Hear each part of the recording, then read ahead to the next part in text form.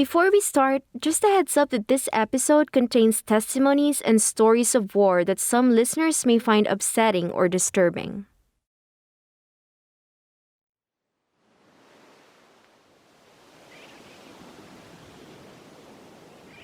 Liberia, the smallest country of West Africa.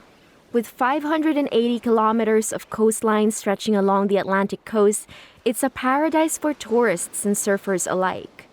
The country boasts a tropical climate, a sea full of fish, and golden beaches. Today, if you were to take a stroll on one of those beaches that dot the shoreline, you'd hardly think of what happened here.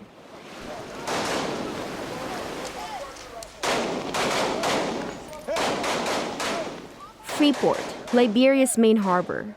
This used to be a very strategic spot during the last years of a long civil war that ravaged the country between 1989 and 2003.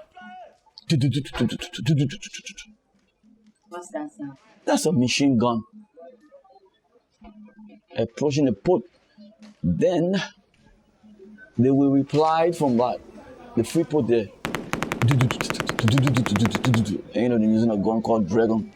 Watch out, they will stand right there, look on the beach, see people carry people in the water.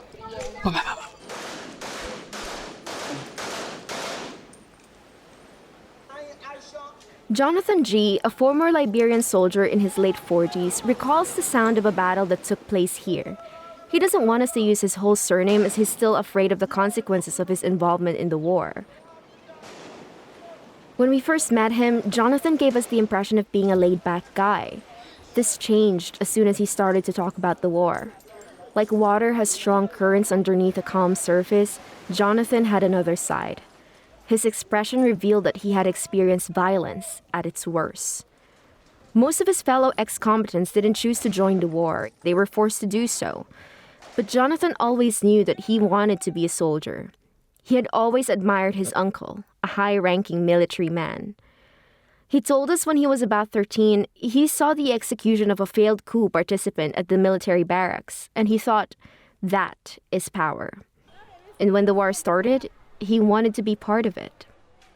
We need to fight to get back to our home. Sierra Leone is now our home. And the people that brought the war, saying they came to liberate or they're killing us, we need to go back and kill them too. Even to scratch their whole family. But he does acknowledge that when he saw himself caught in the middle of a war, he was afraid of dying. We were all scared. Because during that time, when you were part of those army, you get killed. Just like in several other cultures, in Liberia when men go to war, they must be strong, all-powerful, invincible, and merciless. I never had weakness. I never had weaknesses. All I know, what I was told to do, I do it.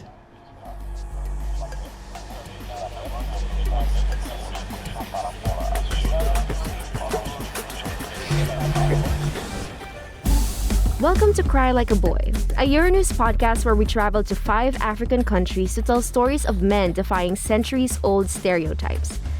I'm Daniela Lavario, and today we are in Monrovia, the capital of Liberia. We are also going to travel in time. Here, over 2 decades ago, more than 250,000 civilians were killed during a civil war. Many died during the battles, others died of hunger, and many thousands more had to flee from devastation. The protagonists of our story are the soldiers behind the fighting, men from all ages caught up in the spiral of violence. Sometimes they were perpetrators, and sometimes victims. Today, society stigmatizes them for their active role in the killings. Yet, this is not only a story about Liberia. This is a story of young men who picked up their rifles when they had nothing left. They obeyed orders and stood on the front line of battle. These soldiers did not shake when they had to pull the trigger because they were not allowed to be vulnerable. This is a story of what is expected of men who go to war.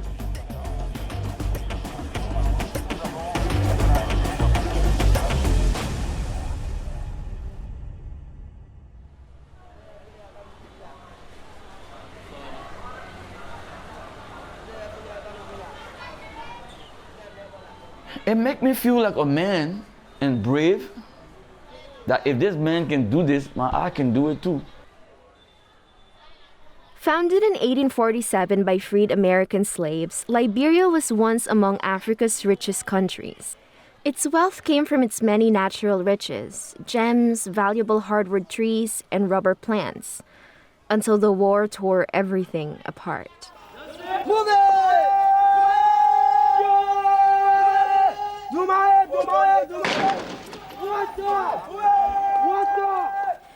The war began in 1989 when one armed group belonging to Prince Johnson, a former Charles Taylor commander, assassinated the then President Samuel Canyon Doe.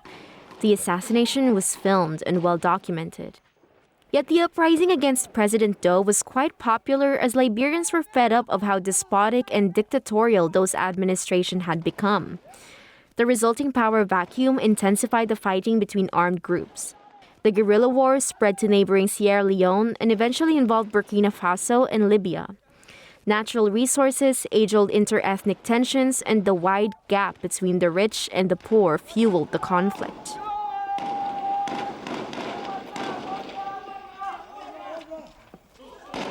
Charles Taylor was an active member of President Doe's government. He then joined the resistance against him and soon became a warlord. Taylor's forces and the other factions competing to get the power terrorized civilians in Liberia and neighboring Sierra Leone through killings, rapes, mutilation, pillaging, finally pushing them to move elsewhere in the country. Despite his war crimes, he was democratically elected as president in 1997. He killed my ma, he killed my pa, but I will vote for him. This was the slogan used by Taylor's supporters in his campaign. Taylor was, and probably still is, a very popular figure among his supporters. Once elected, Taylor promised to put an end to the war. But during his time in power, the conflicts became harsher. Plus, he festered conflict in Sierra Leone, Guinea, and Senegal. Now, Mr. Taylor, as you are aware, you are charged on an indictment containing 11 counts, which alleges that you are everything from a terrorist to a rapist. What do you say about that? I'm a father of 14 children, grandchildren, with love for humanity, have fought all my life to do what I thought was right in the interest of justice and fair play. I resent that characterization of me. It is false. It is malicious. Did you ever... Taylor underwent trial in 2009 at the International Criminal Court at The Hague. He is currently serving a 50-year sentence for war crimes and crimes against humanity.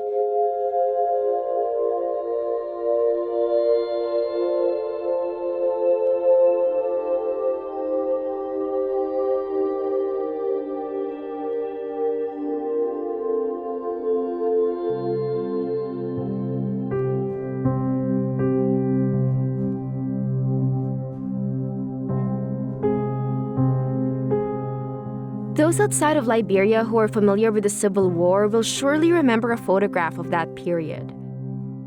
It depicts a very young man, shirtless and wearing low-waisted military trousers. He's jumping euphorically in the middle of a bridge in Monrovia. In his left hand rests a Kalashnikov. His right hand is raised to the sky in triumph. All around him, the smoke of gunfire. His name is Joseph Duo. And back then, he was a soldier like Jonathan, jubilantly celebrating the fact he had hit his target. World-famous photographer Chris Hondros captured the battle and transported it from the small African country to the front pages of newspapers around the world. The image represented the common attitude of young men towards the war at that time. I really enjoyed this. Was like I was playing fun, like a dream.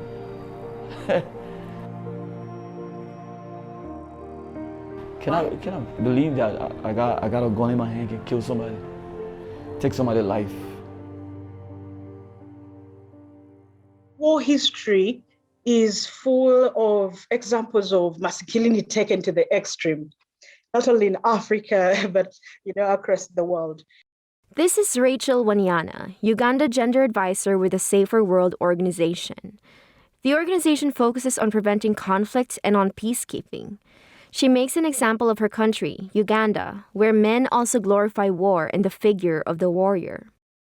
We have also seen in some cultures where men go to war to fight for glory, particularly among the Karamojong. They have warriors who go to war so that they are, respected in society, because society in their communities have attributed a certain form of valor to being a warrior.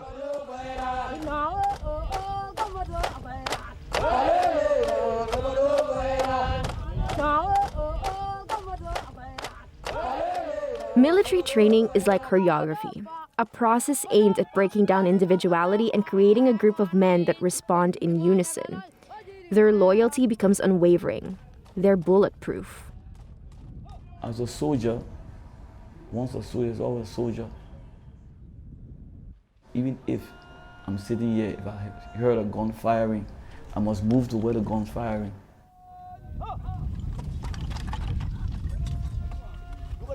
Their training is full of catchphrases about masculinity. Be brave, be strong, be a man. For this reason, the recruitment and training process for soldiers is linked to the idea of how a real man should behave. This, of course, I would say is more of a strategic move, because to gain potency and wider acceptance, the military has to align itself with the dominant or the hegemonic norms and value system of the community which it inhabits. Studies suggest that the ability to suppress fear enables soldiers to engage in combat. This in turn helps them to come to terms with the idea of putting their lives at risk every day. They turn into machines that can silence compassion and empathy. This, in the end, allows them to perpetrate violence against their enemies. Many times in these times of conflict, the men are struggling to live up to the societal expectations of masculinity, being able to provide for their families, being able to protect the women whom they find are vulnerable and ought to be protected by them. So the appeal or the manipulation of these hyper-masculinity qualities offers these men who feel emasculated a way of reclaiming their masculinity. The problems start when masculinity becomes toxic. It is then that manhood is taken to the extreme at the expense of everything, especially women. Thinking that men are entitled to women's bodies. And as such, they feel that they can violate them at will. This explains why there is mass sexual violence against women during conflict, and the primary perpetrators are men. It explains why women's bodies are seen as a battleground by men. Baby cool production. If you not get money, nobody will respect you. If you not get money, nobody will respect you. If you not get money, nobody will respect you. Hey, if you not get money, if you not get money. According to Amnesty International, in Liberia, up to 70% of the population suffered from some form of sexual violence during the conflict. The UN believes the numbers are probably a lot higher, as many rapes went unreported. This stopped when Liberian women couldn't take it anymore. Well, I decided, of course, enough was enough. The killing, our mothers, our fathers, our children were being killed and raped. Sometimes 10 persons in a house. The missile drop, all 10 die. Or I said, enough is enough. We cannot sit and our value, our children, our husbands being taken away. We must stand up as women. This is Bernice Freeman from the Women in Peace Building Network. We're at their headquarters in the Fish Market area in Monrovia, a very central one.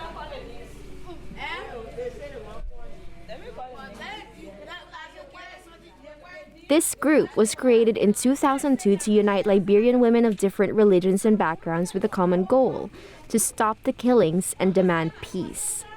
The uniform of that group is normally t-shirts and lapa, aka patterned African cloth, and their heads are tied.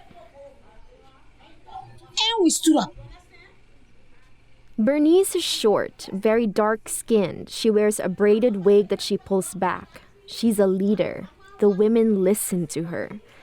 She's a very lively speaker. We took to the streets. We started mobilizing. We went to the displaced camp. We mobilized. And you know the joy of the Liberian Women Mass Action for Peace. Most of the women that came on board, they have story. So, you will be there for me. I will be there for you because our stories were similar. We were united because we were going for something. We were not scared. So I joined the mass action because I was tired with the men being our perpetrators. Liberian women staged non-violent protests to pressure both sides to abide by an unconditional ceasefire. Their contribution was instrumental in bringing about peace.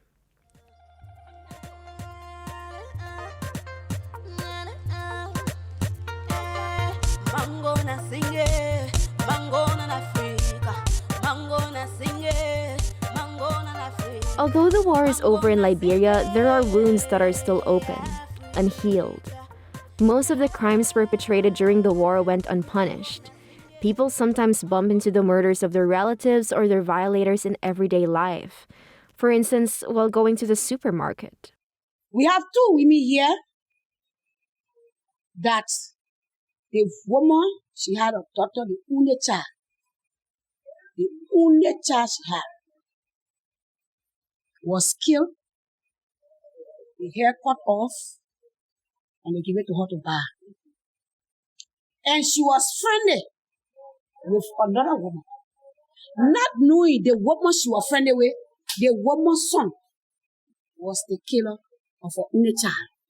Liberians have endured a lot over the past decades, but few have the luxury of acknowledging that they are traumatized, let alone seeking help, especially the men.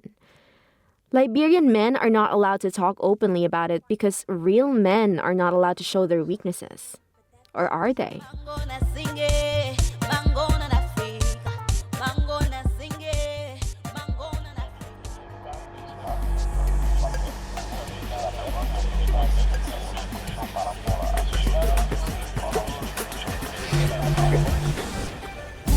In the next episode of Cry Like a Boy, we will delve into the invisible wounds of war, the wounds of the mind. These wounds don't bleed, but are harder to heal, and they grip Liberia's future. You're listening to Cry Like a Boy. If you're new to the series, check out our stories on redeemed husbands from Burundi, gay men from Senegal, traumatized minors from Lesotho, and fallen migrant and heroes from Guinea. All African men fighting to defy the strict gender roles and rules. You can visit our website for more original content, videos, and opinion pieces. I, Daniela Lavario, will see you on our next journey. In this episode, we used music by Liberian artist Faith Bonick. You can find out more about her music in her YouTube, Instagram, Facebook, and Twitter accounts. We also used archive files of the Liberian War from the news agency AP and the Nobel Lecture of Liberian former President Ellen Johnson Sirleaf from the nobelprize.org. With original reporting and editing by Cariel Doe in Monrovia, Liberia, Marta Rodriguez Martinez, Naira Davlasian, Lilo Montalto Manila, and Arwa Barcala in Lyon, Mam Pea Diao in Nairobi, Lori Martinez in Paris, France, and Clitzia Sala in London, UK. Production design by Studio Ochenta. Theme by Gabriel Del Maso. Special thanks to Mampea and Natalia Olsner for collecting the music for this episode. Our editor-in-chief is Yasser Khan. For more information on Cry Like a Boy, a Euronews original series and podcast, go to euronews.com/programs/cry-like-boy to find opinion pieces, videos, and articles on the topic. Follow us at Euronews on Twitter and at euronews.tv on Instagram. Our podcast is available on Castbox, Spotify, Apple, or wherever you listen to podcasts. If you like this episode, please give us 5 stars and leave a comment. We love reading those. Share with us your own stories of how you changed and challenged your view on what it means to be a man.